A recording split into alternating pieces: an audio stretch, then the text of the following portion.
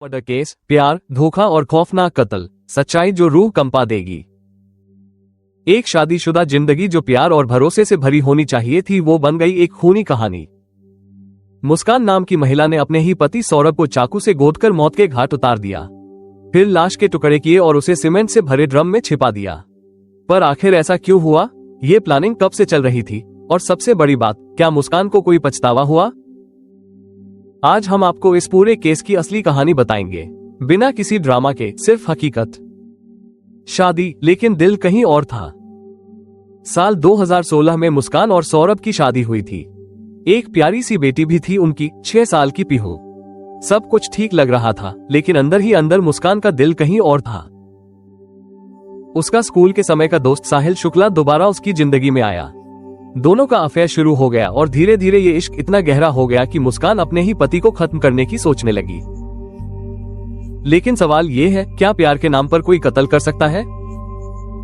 साहिल सिर्फ एक प्रेमी नहीं, बल्कि तंत्र मंत्र में भी गहरा यकीन रखता था। उसने मुस्कान को कहा कि सौरभ की मौत जरूरी है। उसने यहाँ तक कहा कि अगर मुस्कान खुद चाकू नहीं चलाएगी तो वो इस रिश्ते में साथ नहीं देगा।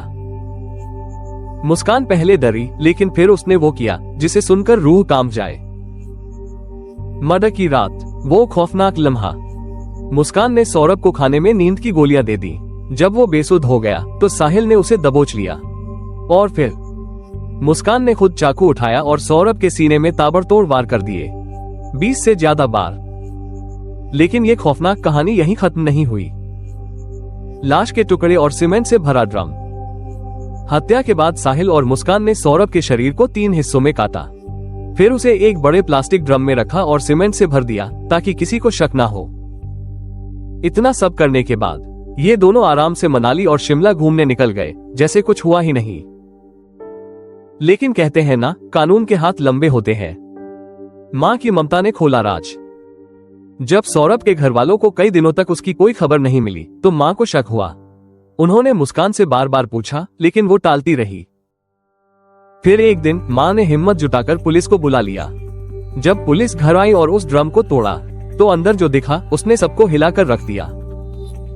ड्रम में से सीमेंट हटते ही सौरभ की लाश के टुकड़े मिले। पुलिस की गिरफ्तारी और इंसाफ। मुस्कान और साहिल को पुलिस ने तुरंत गिरफ्तार कर लिया। पूछताछ में उन्होंने सब कबूल कर लिया। अब दोनों पर हत्या और सबूत मिटाने के आरोप लगे हैं और पूरी संभावना है कि इन दोनों को कड़ी सजा मिलेगी।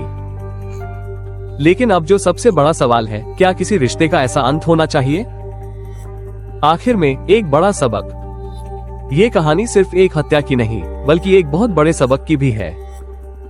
अगर कोई रिश्ता नहीं चल रहा तो अलग हो जाओ, लेकिन किसी की जान लेने का हक किसी को नहीं। आजकल के रिश्तों में धैर्य और इज्जत खत्म हो रही है। क्या इस तरह के अपराध हमारे समाज का नया चेहरा बन रहे हैं? आज हम एक ऐसे समाज में जी रहे हैं जहां प्यार और भरोसे के नाम पर लड़कों की बलि चढ़ाई जा रही है। सौरभ राजपूत की कहानी कोई पहली या आखिरी नहीं है। पर सवाल ये है, कब तक लड़कों की जिंदगी यूं ही खत्म होती रहेगी? कब तक किसी की पत्नी, गर्लफ्रेंड या दोस्त ही उनकी मौत की वजह बनती रहेंगी? क्या लड़कों की जिंदगी की कोई कीमत नहीं? कब तक चलेगा ये धोखा? सौरभ ने शादी की, जिम्मेदारियों को निभाया, अपनी पत्नी और बच्ची के लिए मेहनत की, और बदले में उसे क्या मिला? चाकू से गोदकर मार दिया गया, सिर्फ इसलिए क्योंकि उसकी पत्नी को किसी और से प्यार हो गया था। अगर प्यार खत्म हो गया था तो तलाक लेकर अलग हो जाती। जान लेने की क्या जरूरत थी? हर बार यही क्यों होता है कि जब एक औरत अपने पति से खुश नहीं होती तो वो उसे धोखा देती है, उसकी जान लेती है और फिर कहती है कि ये उसकी गलती थी? कहीं ऐसा तो नहीं कि समाज लड़कों को सिर्फ एटीएम और बॉडीगार्ड समझने लगा है? लड़कों की जिंदगी इतनी सस्ती क्यों? जब किसी लड़की के साथ कोई गलत होता है, पूरा समाज खड़ा हो जाता है। लेकिन जब एक लड़के के साथ ऐसा होता है तो कोई क्यों नहीं बोलता?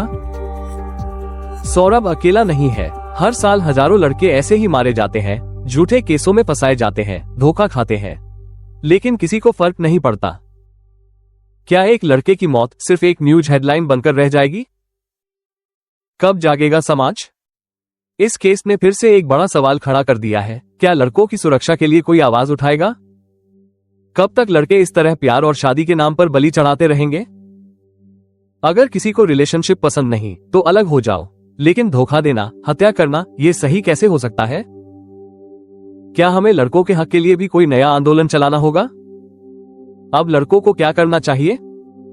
अब वक्त आ गया है कि लड़के भी खुद को समझें, अपने फैसलों को सोच समझ कर लें और किसी भी रिश्ते में अंधे होकर न पड़े।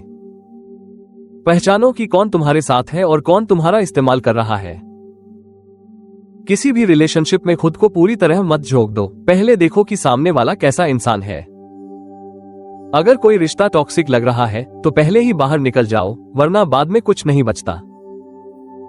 अपने हक के लिए आवाज उठाओ, अगर तुम पर अन्याय हो रहा है तो चुप मत रहो। लड़कियों के लिए कड़े कानून है, लेकिन लड़कों के लिए भी होने चाहिए। आखिर में अब चुप नहीं रहना। अगर आपको भी लगता है कि लड़कों की जिंदगी की भी कीमत होनी चाहिए तो इस वीडियो को ज्यादा से ज्यादा शेयर करो। ये सिर्फ एक केस नहीं, एक बड़ा मुद्दा है। क्या इस केस के बाद भी हम कुछ नहीं सीखेंगे? आपकी क्या राय है? क्या लड़कों के लिए भी कानून मजबूत होने चाहिए? कमेंट में बताओ। अगर आप चाहते हैं कि सच लोगों तक पहुंचे तो इस वीडियो को ज्यादा से ज्यादा शेयर करो।